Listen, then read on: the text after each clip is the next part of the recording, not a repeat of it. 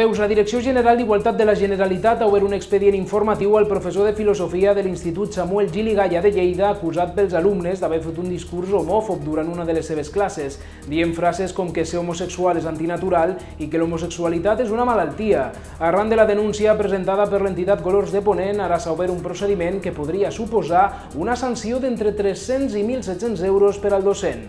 El professor, de 64 anys i amb problemes cardíacs, ha agafat la baixa a causa de la seva malaltia agreujada per la situació viscuda a l'institut. Més notícies, la Creu Roja ha atès una desena de persones grans maltractades a la ciutat de Lleida en el que va d'any. Són avis i àvies de més de 65 anys que han patit situacions d'abús, negligència o maltractament.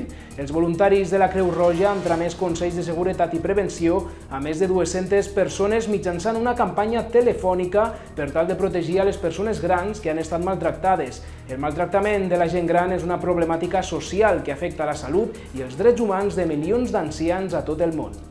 Això és tot, més notícies i més veus a les nostres xarxes socials. Fins aviat!